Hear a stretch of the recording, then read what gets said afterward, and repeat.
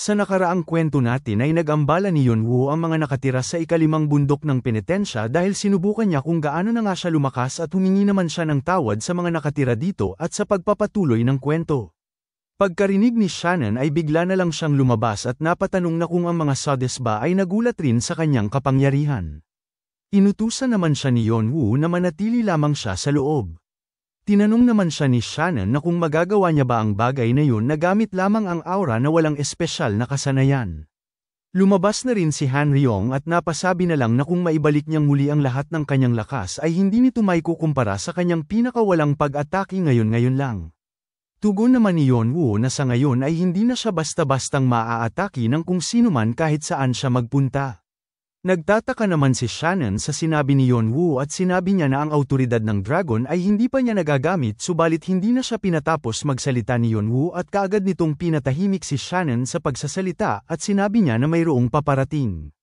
At dito ang paparating patungo sa kanyang lokasyon ay si Khan at habang papalapit si Khan ay tinanong niya naman si Yonwoo na kung talaga nga bang ginawa niya ang lahat ng ito sa pamamagitan lamang ng kanyang aura at dagdag niya na si Kain daw ay lampas na sa realm ng posibleng maintindihan. Napangiti naman si Khan sa kanya at tinanong niya si Yonwoo na kung aalis na nga ba siya ngayon. Tugon naman ni Yonwoo na baka aalis na siya ngayon ngunit naisip ni Yonwoo na parang may palaging sasabihin si Khan sa kanya na kung ano at pinagmasdan niya naman ito at sa isip niya na nararamdaman niya na parang iniiwasan siya ni Khan kaya naman hindi niya ito nakakasama minsan. Naisip niya rin na baka ang pag-iwas ni Khan sa kanya ay may kinalaman kay Doyle ngunit naisip niya rin na wala siya sa lugar para manggi-alam kaya naman napagdesisyonan niya na magpapanggap na lang siya na walang alam. Sa puntong magsasalita na sana si Khan ay may bigla naman silang narinig na tinig mula kay Victoria at pinatahimik niya ang lahat dahil ayon sa kanya na mayroong malaking nangyari. Tinanong naman siya ni Yonwoo na kung ano ba ang nangyari. Nauutal-utal naman na sinabi ni Victoria na ngayon lang at nanginginig naman siya na ngayon lang ay namatay na si Kindred. At nang marinig yun ni Yonwoo ay nagulantang naman siya dahil hindi niya inaasahan ang balitang ito. Bago pa man sinabi ni Victoria sa kanila ay ito muna ang nangyari.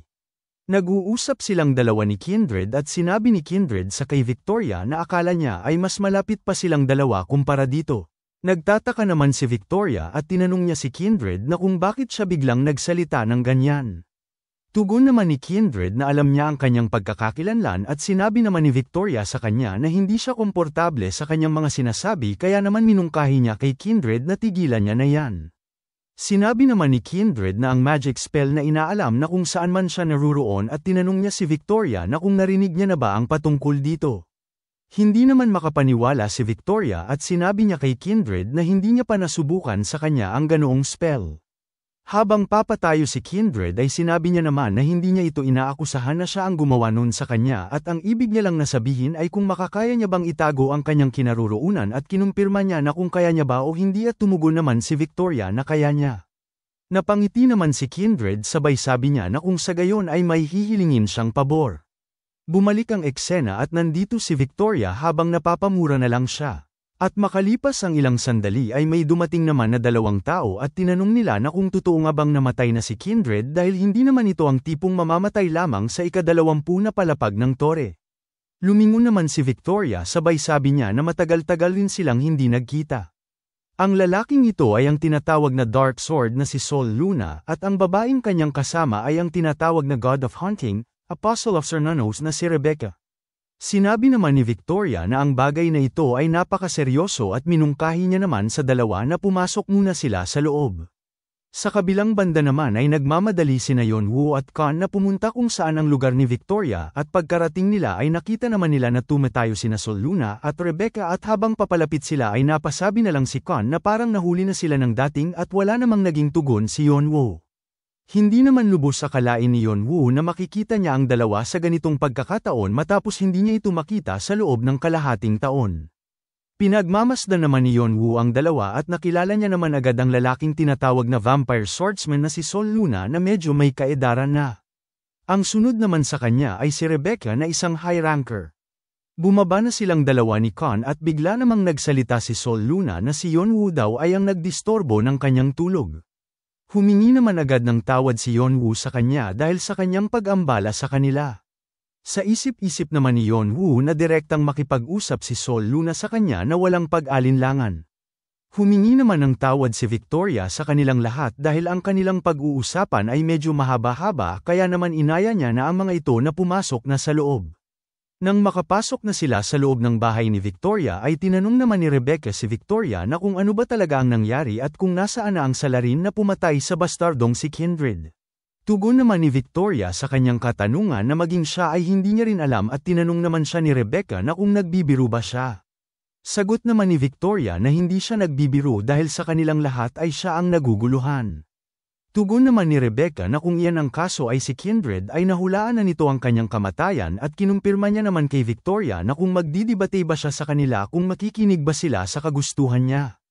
Tugon naman ni Victoria na tama ang kanyang sinabi habang may tinitingnan sa kanyang sistema at sinabi niya na ito ang quest na natanggap niya mula kay Kindred noong namatay siya. At ibinahagi niya na ito sa kanila at minungkahi niya naman na pakitignan nila ito. Lumabas naman sa kani-kanilang sistema na si Victoria ay nais magbahagi ng hidden quest. At ang quest na ito ay hindi mapaminsala kapag tinanggihan nila ito pagtapos nilang masuri ito. At tinanong sila ng sistema na kung gusto ba nilang suriin ito. Habang sinusuri ni Sol Luna ang kanyang sistema ay sinabi niya naman na parang may mali subalit wala naman siyang rason na hindi ito suriin. Lumalabas sa kani-kanilang sistema na ang hidden quest nila ay ang tinatawag na King Mahu's Palace. Ang hidden quest na King Mahu's Palace sa ika-20 na palapag ng tore na tinatawag na bundok ng penitensya ay matagal nang may palayaw na bundok ng 5 elemento. Noong unang panahon, ang bundok ng 5 elemento na kung saan ang mythical king na si Miho ay hindi nasisiyahan kaya naman nagrebelde ito laban sa langit at esenelyo siya ni Shakyamuni. Pagtapos noon kahit na natanggal pa ang selyo ni King Miho ay ang resulta ay nanatiling matatag pa rin sa bundok ng 5 elemento. Gayunpaman ang mga meditators ay lubusang nakalimutan na si King Miho ay nakatakas pagtapos nitong mawasak ang selyo. May 3 namang gantimpala at ang una ay ang titulong inapo ni King Miho at ang pangalawa naman ay ang clue sa Golden Cadgel at ang panghuli naman ay ang 72 Divine Transformation at hindi naman matukoy ang dagdag na gantimpala. Hindi naman makapaniwala si Rebecca sa kanyang nababasa at napatanong naman si Sol Luna na kung talagang habang may ganitong bagay sa mundong ito. Wala namang naging reaksyon si Khan bagkus ay parang nalulungkot o nagagalit ito na hindi maintindihan. Napatanong naman si Yon Woo na kung may kaugnayan ba ang hidden quest ni King Miho kay Sun Wukong. Ang pagkabuhay ni King Miho ay irregular sa ibang banal na mga nilalang. Nabuhay siya bilang isang unggoy mula sa bato at naging isa siyang Diyos pagtapos niyang makuha ang maraming kasanayan at kaliwanagan. Nang wala na siyang nagugustuhan at nababagot na ay nagpunta siya sa kalangitan kung kailan niya man gugustuhin at nakulong siyang muli at nilabanan niya ang mga demonyo sa mukha ng pagbabayad sala at sa huli ay nabuhay siyang muli na totoo ng banal na nilalang. Sa kahit anong mito ay mayroon iilan na tao lamang ang nakakakuha ng ganitong tagumpay. At narinig niya rin na ang kasikatan ni King Miho ay napakalaki lalong-lalo na sa tore na puno ng taong nangangarap na maging Diyos. Nagtataka naman si Yon Woo kung bakit nandito sa ika-20 na palapag ng tore ang napakalaking quest na ito dahil ayon sa kanya na hindi naman nagsisinungaling ang sistema. Kumalat ang tsismis na ang ika-20 na palapag daw ay may kinalaman kay King Miho dahil sa matagal ng panahon ang palayaw ng ika-20 na palapag ng tore ay bundok ng 5 elemento at ang tsismis ay kumalat na nasa bundok daw ng 5 elemento kung saan nasealed si King Miho. Kahit pa ang Golden Cudgel o ang 72 Divine Transformation ay talagang makatwiran ito dahil ang 72 Transformation ay kasanayan na kung saan mabubuhay muli si King Miho bilang banal na nilalang. Ang Golden Cudgel naman ay ang banal na item ni King Miho na ninakaw mula sa Dragon Kings at kung kumalat man ang sabi-sabi na balita patungkol dito ay tiyak na maging magulo. Napasabi naman si Yon Woo na narinig niya ang patungkol sa Divine Transformation ay kakaiba sa martial arts, magic at sorcery. Sa isip-isip naman ni Yon Woo na kahit na sa tore ay walang impormasyon patungkol sa Divine Transformation na kilala naman sa tawag na kapangyarihan ng mga ninuno. Ang deity ay magkasing tulad ng Diyos na madalas nagsasalita sa mundong Earth. Sila ay isang transcendental being na nagawang malampasan ang hangganan ng katawan ng tao at mayroong kapangyarihan ng Diyos. Nagtataka naman si Yon Woo na kung totoo nga ba ang mga ito dahil maging ang kanyang kapatid ay hindi man lang nakakita nito ng personal. Napasabi na lang si Yeonwoo na kung sa gayon ay sana totoo ang divine transformation dahil kilala ito na dalawang signature na kasanayan na ginagamit ni All for One at ang dalawang kasanayan na ito ay tinatawag na space contraction at clairvoyance at ang dalawang ito ay may kaugnayan sa divine transformation. Dagdag niya pa na mayroon 72 divine transformation at ang mga teknik na ito ay ang ginagamit ni King Miho kaya naman lubhang napakapambihira nito at ang lahat ng nandito ay nanaisin yun. Ayon pa sa kanya nakatakataka lang ito dahil maging ang kasapi ng Devil Army na Bishop ay namatay sa kalagitnaan ng quest na ito at dagdag niya na posible ang bagay na ito ay isang patibong ng Devil Army. Sa isip-isip naman ni Yeonwoo na ayon sa kanyang nalalaman na ang lahat ng bishops ng Devil Army ay magaling magtago at upang makuha nila ang kanilang gusto ay handa silang magtago ng higit 10 taon. Inililibing din nila ang kanilang patibong at maghihintay sila ng tamang oras para madakip ang kanilang biktima at sila ay mababangis higit pa kanino man. Si Kindred ay kapareho din nila subalit pagdating sa pagiging sakim ay mas sakim si Kindred kumpara sa kasamahan niyang bishops. Base sa katangian ng mga kasapi ng Devil Army ay ang kanilang ranggo ay nakabase sa kanilang pananampalataya sa Demon God kaya naman si Kindred ay ikalawang bishop kaya ang ibig sabihin lang nito ay hindi pangkaraniwan ang pag-iisip nito. Napaisip naman si Yeonwoo at napatanong sa kanyang sarili na kung ano ba ang layunin ni Kindred dahil ang kakayahan nito ay napakalakas at aabot na sa puntong kaya silang labanang 5 ni Kindred. Naisip niya rin na baka gamitin lang sila nito dahil kinukulang ng lakas si Kindred. Napatanong naman si Rebecca na kung posible bang isa itong kasinungalingan at kinumpirma niya naman kay Victoria na kung buhay pa ba si Kindred. Sagot naman ni Victoria na sigurado siya na patay na si Kindred at kung nagdududa siya sa kanyang mahika ay nasisira ang kanyang mood. Tinanong naman siya ni Rebecca na kung ano ba ang mahika na kanyang ginamit. Tugon naman ni Victoria na calling wind o pagtawag sa hangin at ipinaliwanag niya naman na hindi lamang ang lokasyon ng kanyang target ang kanyang mahahanap ngunit sinasabi rin ito sa kanya ang vital sign ng kanyang target. At ito'y tinatawag na rune magic at ginagamit ito kung may nais siyang habulin at hindi ito kailanman maitataboy kahit na mahusay pa ang taglay na kapangyarihan ng kanyang target. Dagdag pa ni Victoria na kung nagdududa sila sa kanya na baka mayroon silang plano ni Kindred ay ipinapangako niya sa kanyang kasunduan ng mana. Bigla naman siyang tumayo sabay sabi niya na hinihiling niya sa kanilang lahat na isang pabor at bigla niyang sinabi niya pumunta sila sa lugar ng quest at bawiin nila ang bangkay ni Kindred at sinabi niya na sa totoo lang ay hindi rin siya sang-ayon dito subalit isa itong kagustuhan ni Kindred kaya naman dapat niya itong sundin dahil may utang na loob siya dito noon. Seryoso niya naman sinabi na hindi naman siya nagmamakaawa sa kanila ngunit kailangan niyang gumawa ng kasunduan sa kanila. Tinanong naman ni Yeonwoo na kung ano ang kasunduan. Sinabi naman ni Victoria na ipapakita niya ang lokasyon ng dungeon kapag nagawa nilang matapos ang quest at ang kapalit noon ay sasamahan nila siya patungo sa bangkay ni Kindred at iyon ang kanyang kondisyon. Nagsalita naman si Shannon na si Yeonwoo lamang ang nakakarinig at sinabi niya na naghahanap si Victoria ng gwardiya upang protektahan siya at sinabi niya pa na ang lahat ay parang sisang-ayon dito. Sinabi naman ni Yeonwoo na malaki ang nakasalalay dito. Napatanong naman si Shannon na kung hindi ba siya natutukso na baka makuha niya ang banal na kapangyarihan at lakas ni King Miho at dagdag niya na wala namang mangyayari sa mga manlalaro dito kung manatili pa siya ng mas matagal dito at tinanong niya si Yeonwoo na kung hindi ba siya pupunta. Tugon naman ni Yeonwoo na pupunta siya. Sinabi naman ni Yeonwoo na sa ibang kadahilanan pagtapos ng digmaan sa pagitan ng Azure Sword Clan at Red Dragon, kahit na ang malalaking clan ay mabilis na kumilos subalit ang Devil Army ay hindi man lang sila kumilos at kung may kinalaman ang lahat ng ito ay kailangan niyang makita ito ng sarili niyang mga mata at alinman sa paraan ay ito ang lugar na kung saan sila maglalaban laban balang araw kaya naman magandang manmanan ang kanilang galaw simula dito. At tiningnan niya naman si Khan at sinabi niya na mayroong kakaiba kay Khan. Napasabi naman si Khan na pupunta siya at ganun rin si Rebecca at si Yeonwoo. Napatanong naman si Victoria kay Sol Luna na kung ano ang kanyang pasya. Sinabi naman ni Sol Luna habang hinahawakan ng kanyang sombrero na hindi siya sasali dito at tinanong niya si Victoria na kung ano ba sa tingin niya na naging isang vampira pa siya dahil hindi niya gustong manggi-alam at mamatay para lang sa wala. Bigla namang may lumabas na mahika at bigla nitong pinalibutan si Sol Luna at bigla naman itong nagulat at nang mahuli na siya ay nagtatakang tanong niya naman na kung para saan ito.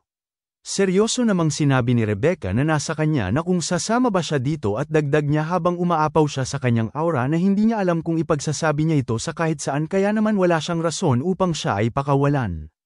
At bigla niya namang hinigpitan ang pagkakapulupot ng kanyang parang ugat sa leeg ni Sol Luna at nahihirapan naman si Sol Luna dahil dun at minungkahi niya kay Rebecca na kumalma muna siya at dagdag niya pa na kung inaakala niya bang baliw na siya upang pagtaksilan ang Crimson Divine Tree at ang apostol ni Cernunnos at sinabi niya pa kay Rebecca na pinapahalagahan niya ang kanyang buhay higit pa sa lahat. Sinabi naman ni Rebecca na kailangan niyang panindigan ang kanyang salita at bigla naman siyang binitawan ni Rebecca. Agara naman iminungkahi ni Victoria na bukas rin ay kikilos na sila at dalhin nila ang lahat ng kanilang kinakailangan at paghandaan nila ito ng mabuti. Kinaumagahan ay agad silang naglakbay patungo sa dungeon at habang naglalakbay sila ay sinabi naman ni Victoria na ang dungeon ay nasa tuktok ng ikalimang bundok. Nagtatakang tanong naman ni Rebecca sa kanya na kung mayroon bang kuweba sa tuktok ng bundok. Tugon naman ni Victoria na sa tingin niya ay pinapalibutan ito ng matibay na barrier at sinabi pa ni Kindred sa kanya na sa una ay para siyang mababaliw dahil inaakala niya na ang barrier ay katawa-tawa. At dagdag niya na kung ang katulad ni Sakyamuni ang gumawa nito ay natural lamang ito mangyari dahil si Sakyamuni ay isang supreme god at hindi ito mahirap para sa kanya na gumawa ng barrier dahil sa angking kakayahan nito na kahit na ang matataas na ranggo ay hindi mahahanap ang barrier. Tugon naman ni Rebecca na para may katuturan naman dahil ipinaliwanag nito na kung bakit nagpapakahirap si Kindred sa loob ng 10 taon. Lumingon naman si Yeonwoo kay Khan habang sa isip-isip niya na parang si Rebecca at Khan ay hindi pinaghihinalaan ang pagkamatay ni Kindred subalit si Khan ay parang maraming iniisip sa kanyang utak at napatanong naman siya sa kanyang isipan na kung ano ba talaga ang iniisip nito. Maya-maya pa makalipas ang ilang sandali ay narating na nila ang tuktok ng bundok at nang makalapag sila ay nanlaki naman ang mga mata ni Yeonwoo dahil may nararamdaman siya at napatanong sa kanyang sarili na kung mayroon ba ng ganitong bagay palagi na nandito. At habang naghahanda si Victoria na buksan ang barrier ay sa isip naman ni Yeonwoo na malakas ang kanyang loob na mapapansin agad yun ang kanyang extrasensory perception subalit nagkamali siya dahil ayon sa kanya labis siyang naging mayabang at ang ibig sabihin lang nito na ang barrier na ginawa ng banal na nilalang ay kakaiba. Kaya naman napagdesisyonan niya na tatandaan niya ito dahil pag-aaralan niya naman sa susunod ang patungkol sa barrier. At kapag naman magawa niyang may handa ng advance ang mga bahagi nito ay baka magaya niya pa ito sa pamamagitan ng pag-combine ng runes. Habang isinasagawa ni Victoria ang pagbukas ng barrier ay sinasabi niya naman na ang barrier na ito ay sinira na ni Kindred at inayos lang ito ng ilang ulit kaya naman ang tibay ng barrier na ito ay bumagsak dahil kung hindi ay hindi niya mapapansin ang espasyo at habang nagaganap na ang pagbukas ni Victoria ng barrier ay nagugulat naman si Yeonwoo at sa isip niya na ang kapangyarihan na ito ay lubhang napakalakas upang manginig siya patungo sa kanyang gulugod at naaalala niya naman ang kapangyarihan na umaapaw na ito kay Erd at napagtanto niya naman na hindi may kukumpara ito kay Erd kung ang barrier na ito ay gawa ni Sakyamuni dahil ang kapangyarihan na nalalabi sa loob ay ang enerhiya ni King Miho at nang walang ano-ano'y bigla na lang pinakawalan ni Victoria ang kanyang mahika sa pagsira ng barrier. At pagkabukas ng barrier ay bigla na lang nagulat si Yeonwoo habang sinasabi ni Victoria na hanggang dito na lang ang kanyang nalalaman. Mayroon namang lumalabas na enerhiya mula sa pasukan ng kuweba. Habang tinitingnan nila ang pasukan ng kuweba ay sinabi naman ni Victoria na imposible nilang magalugad ang kuwebang ito sa kanilang kagustuhan dahil ang pasukan nito ay nagkakalat ng enerhiya na tila ba ay isa itong pasukan sa kawalan na nakabukas na bunganga para hintayin lamang sila na pumasok. Minungkahi naman ni Victoria na huwag silang magpabaya at mag-focus lamang sila.